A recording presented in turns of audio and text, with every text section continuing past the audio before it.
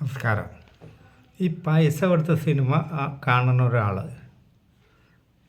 അതേപോലെ തന്നെ സകല നികുതികൾ അടക്കുന്ന ഒരാൾ, ആ നിലയ്ക്ക് എനിക്ക് ചില സംശയങ്ങളുണ്ട്. നമ്മുടെ നാട്ടിലെ പോലീസുകാർ ഹണി റോസ് ഇവളുടെ കൈമേ പിടിച്ച് കറക്കി ദ്വയാർത്ഥ പ്രയോഗം നടത്തിയെന്ന് പറഞ്ഞപ്പോൾ വിലങ്ങെടുത്ത് ചാടി പുറപ്പെട്ട് എത്രയോ 300 പോലീസുകാരെയൊക്കെ ആയിട്ടാണ് പോയിട്ട് ഇയാളുടെ 1000 ഏക്കറെന്ന് ഇയാളെ അറസ്റ്റ് ചെയ്ത് കൊണ്ടുവന്നത്. എന്തൊരു ശുഷ്കാന്തി.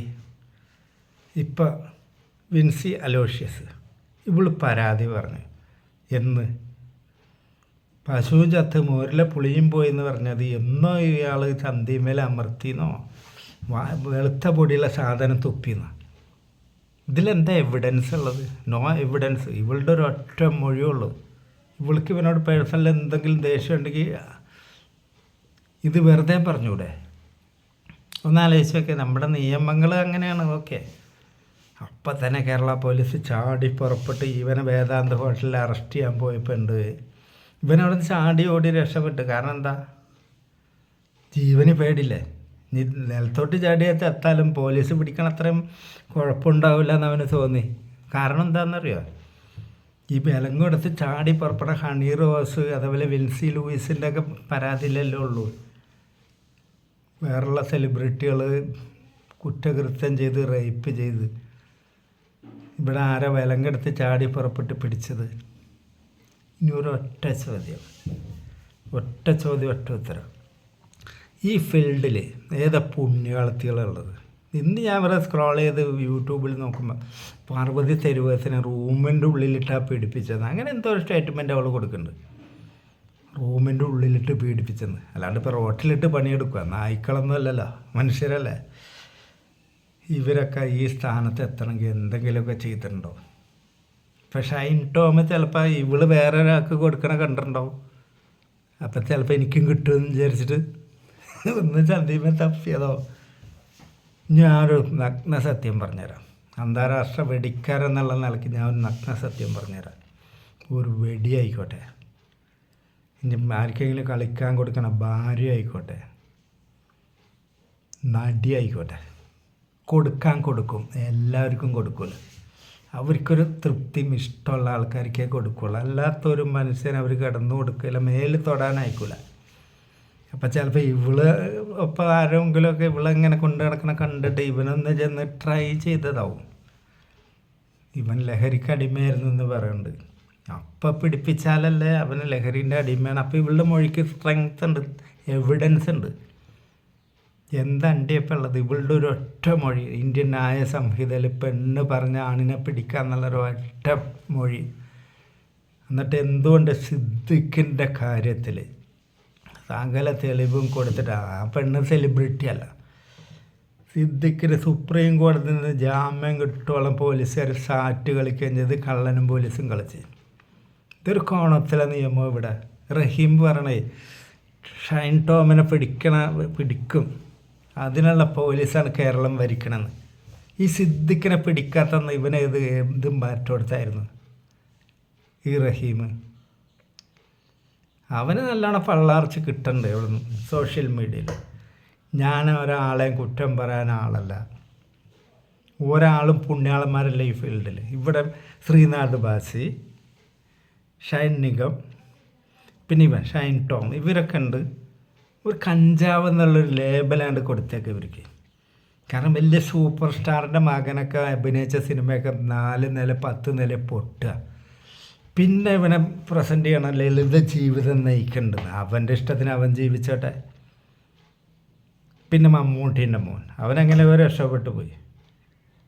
ഒരു ക്യാരക്ടർ അസാസിനേഷൻ. മുടി നീട്ടി വളർത്തി, അല്ലെങ്കിൽ ടി വിൻ്റെ മുമ്പിൽ എന്തെങ്കിലും ഒരു കോമഡി പോലെ, അല്ലെങ്കിൽ ശരിക്കും തന്നെയാണെന്ന് കൂട്ടിക്കോ. റിയൽ ഫാക്റ്റ് പറഞ്ഞാൽ അവൻ നോട്ടപ്പുള്ളി, ഒരു കഞ്ചാവ്, ലഹരി. ഇതൊരു കോണത്തിലെ നിയമമാണ് ഇവിടെ. പോലീസ് വിലങ്ങെടുത്താണ് ചാടി പുറപ്പെടുക. ഹണി റോസിൻ്റെ പരാതി, അല്ലെങ്കിൽ വിൻസിൻ്റെ പരാതി.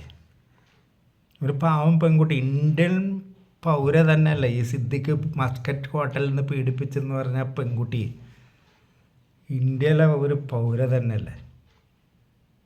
സിദ്ദിഖിന് ഒരു പോറൽ പറ്റുക. കേരള പോലീസ് എവിടെയായിരുന്നു? ഓരോരുത്തർക്കും ഓരോ നിയമമാണ്. പിന്നെ ബോബി ചെമ്മണ്ണൂർ, ചില ആൾക്കാർ സിനിമയിൽ സെലിബ്രിറ്റി ആവും, ചില ആൾക്കാർ രാഷ്ട്രീയത്തിൽ സെലിബ്രിറ്റി ആവും. ഇവനൊരു ഡിഫറെൻ്റ് ലൈനിൽ സെലിബ്രിറ്റി ആയി. കണ്ണിക്കടി എന്ന് കേട്ടിട്ടുണ്ടോ? കണ്ണുകടി, അസൂയ. അന്ന് ഇവനൊന്നാണ്ട് ഒതുക്കി കളയാൻ. ഈ സദാചാരം തേങ്ങാക്കൊല എന്നൊക്കെ പറയല്ലേ. ഒരൊറ്റ ചോദ്യം, സിനിമ ഫീൽഡിൽ ഇതില്ലാണ്ട് എന്തെങ്കിലും നടക്കുക? സാമാനം കണ്ട് ഷഡ്ഡി ഒരു കിടന്നു കൊടുത്തിട്ടില്ലെങ്കിൽ ആരാ സെലിബ്രിറ്റി ആവുന്നത്? ആരാണ് ആവണത്? ഇപ്പോൾ സൂപ്പർ സ്റ്റാർ 3000 തികച്ച് 4000 തികച്ചെന്ന് പറയും. അപ്പോൾ അവനെ ന്യായീകരിച്ച് ലാലിൻ്റെ അദ്ദേഹത്തിൻ്റെ കുട്ടിനെ പ്രസവിക്കാൻ വരെ പെണ്ണുങ്ങൾ തയ്യാറായിട്ടിരുന്നു. ആയിക്കോട്ടെ, അതിനാവശ്യമുള്ളൊരു പൊക്കോട്ടെ. ഈ തെറ്റുകളൊക്കെ മറച്ച് വെക്കാൻ വേണ്ടിയിട്ടാണ് ഇങ്ങനത്തെ ഒരു ഇരകളിട്ട് കൊടുക്കണം. വിൻസി അലോഷ്യസ് അവൾ ആര്? അവളെങ്ങനെ ഈ ഫീൽഡിൽ വന്ന്? അവളുടെ ചരിത്രം എങ്ങനെ കഴിഞ്ഞാൽ അവൾ പെട്ടെന്ന് അങ്ങോട്ട് വന്നിട്ട് ഒരു സിനിമയിൽ അങ്ങനെ അഭിനയിച്ചതാണ്. ഏതോ ഡയറക്ടറാണ് കൂടെ ഇവളുടെ അഭിനയ സിദ്ധിയൊക്കെ കണ്ടിട്ട് ഞാൻ വിശ്വസിക്കൂല. അതെൻ്റെ മനസ്സ്, എൻ്റെ ഇഷ്ടം. വേറൊരു കാര്യമോട് ചോദിക്കട്ടെ, ഈ 3 ചെക്കന്മാരും ടാർഗറ്റാണ്. കാരണം അവരൊക്കെ അത്യാവശ്യം അഭിനയിക്കുന്നുണ്ട്, വലിയൊരു ബാക്ക്ഗ്രൗണ്ടില്ല.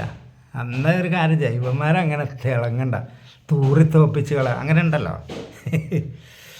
അങ്ങനെ ഉണ്ട്. ചില പള്ളിമുറ്റത്തൊക്കെ ഉണ്ടാവും ചില തെണ്ടി പള്ളിയായിട്ട് ബന്ധപ്പെട്ട ആൾക്കാരൊക്കെ.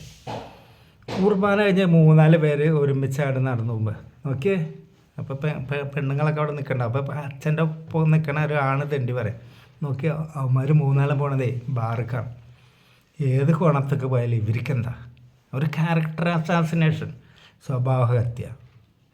ഇവനൊക്കെ മോശം ആളാണെന്നൊരു ലേബൽ അടിച്ച് വെച്ചേക്കുക. ഇനി ഒരു ഒറ്റ കാര്യം കൂടി പറയട്ടെ, പോലീസ് വന്നാൽ ഓടാത്ത ആരുള്ളത്? പോലീസ് എന്ത് ഇങ്ങനെ വന്ന് എന്തോ ഒരു വെള്ളപ്പൊടി തുപ്പിയെന്ന് പറഞ്ഞപ്പോൾ തന്നെ ഏതോ ദിവസം വേദാന്ത് ഹോട്ടലിൽ ഇവൻ വരുമെന്ന് പറഞ്ഞപ്പോൾ ഇവനെ പിടിക്കാൻ വന്ന് ചിലപ്പോൾ ഇവനെ ലീക്കായി കിട്ടിയിട്ടുണ്ടാവും. അവനെ രക്ഷപ്പെട്ട് പോലീസ് പിടിച്ചാൽ കഥ മാറും. ചിലപ്പോൾ അവൻ്റെ റൂമിൽ നിന്ന് സാധനം കിട്ടും. സാധനം കയ്യിലുണ്ടോ എന്ന് ചോദിച്ചാൽ പോലീസാണ് ഇവിടെ ഉള്ളത്. റഹീം പറഞ്ഞത് എല്ലാം പെർഫെക്റ്റ് പോലീസാണെങ്കിൽ എന്താ സിദ്ദിഖിനെ പിടിക്കാൻ ഞാൻ റഹീമേ? കഷ്ടമുണ്ട്. സിനിമാ ഫീൽഡിൽ വ്യഭിചാരം നടത്താത്ത സ്ത്രീകൾ കുറവാണ്, ഇല്ലയെന്ന് തന്നെ പറയാം. പിന്നെ കലാതിലകം, തേങ്ങാക്കൊല എന്നൊക്കെ പറഞ്ഞ് പണ്ട് കുറഞ്ഞ് കൊണ്ടുപോയിട്ടുണ്ട് കുറച്ച്. പക്ഷെ അത് കഴിഞ്ഞിട്ട് അവരെ ട്രാക്കിൽ കൊണ്ടുവന്നിട്ടുണ്ട് ഇവർ. ഇപ്പോൾ ഇവള് പറഞ്ഞല്ലേ ഭാഗ്യലക്ഷ്മി, 70 കാലഘട്ടത്തിലൊന്നും സിനിമാ ഫീൽഡിൽ അതൊന്നുമില്ല.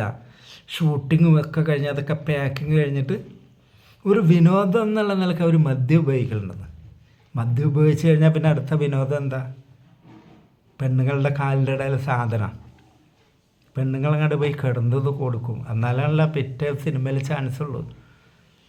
തിക്കുറിശിൻ്റെ കാലത്ത് തുടങ്ങി പെണ്ണുങ്ങൾ കിടന്നു കൊടുത്ത് പൂണ്ട് വിളയാടിയിട്ടുണ്ട്. ഇപ്പം ഈ മുകേഷ് വാതിലിൽ മുട്ടണമെന്ന് ഇവള് കേട്ടിട്ടില്ല ഭാഗ്യലക്ഷ്മി?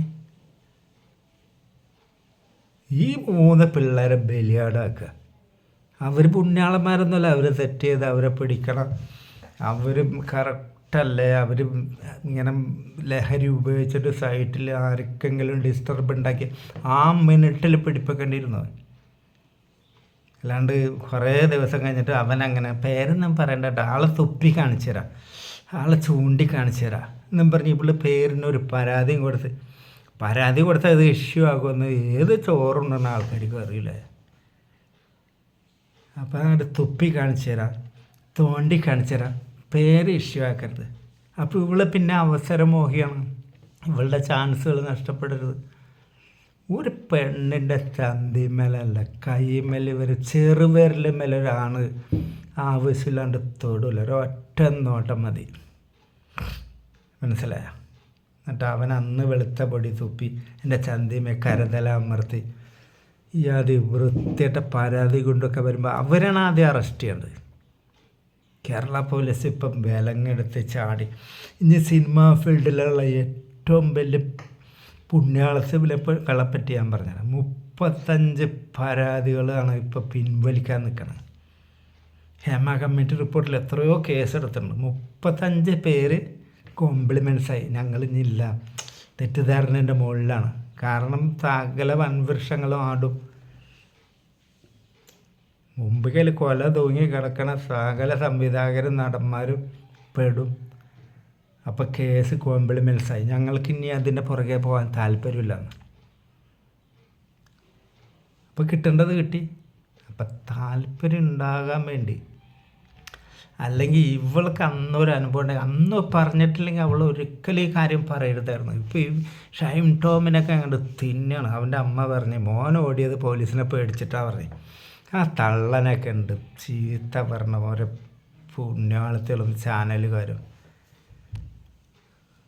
അവരുടെ മോനോടിയ കാരണം അവർക്കല്ലേ അറിയാൻ പറ്റുള്ളൂ. അവൻ ലഹരിക്ക് അടിമയാണെങ്കിൽ അവനെ പിടിക്കണം. ആ സമയത്ത് അവൻ തെറ്റ് ചെയ്തിട്ടുണ്ടെങ്കിൽ, അവൻ പണിഷബിൾ ഒഫൻസ് ചെയ്തിട്ടുണ്ടെങ്കിൽ അവനെ പിടിക്കണം. അല്ലാണ്ട് എന്നോ ചെയ്തെന്നൊക്കെ പറഞ്ഞൊരു പെണ്ണ്, ഒരു പുണ്യാളത്തികളൊന്നുമല്ല ഇവരെന്ന്. എന്നിട്ട് ഇവനോടി, എന്നിട്ട് ഇവൻ്റെ പിന്നാലെ കൂടുക. നമ്മുടെ നാട് എങ്ങോട്ടാണ് പോണത്?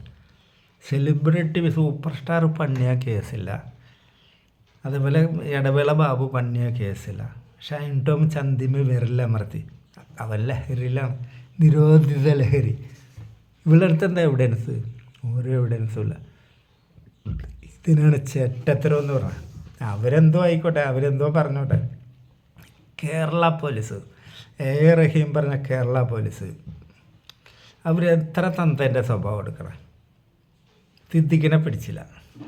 അങ്ങനെ പല കേസിൽ പെട്ട മെയിൻ ആൾക്കാരെ പിടിച്ചിട്ടില്ല. ജാമ്യം കിട്ടുവോളം ഒരു സാറ്റ് കളിച്ച്. ഹണി റോസ്, മറ്റേ എന്താ പറയുക, ലോക്നാഥ് ബെഹ്റക്കൊക്കെ നല്ല ഇഷ്ടമുള്ളൊരു റോസാണ്.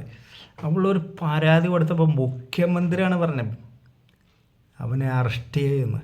ഇങ്ങനെ വയനാട് പോയിട്ട് നക്സലായിട്ട് തീവ്രവാദികളെ പിടിക്കണം. അത് 100-300 പോലീസുകാരാണ് ബോച്ചേനെ അറസ്റ്റ് ചെയ്തത്. അതേപോലെ ഇവള് പറഞ്ഞപ്പോൾ ഡാൻസ് ഓഫുകാരാണ് ഇപ്പം മലപ്പുറത്ത് ഒരു ചെറുപ്പക്കാരനെ അടിച്ച് കൊന്നത്.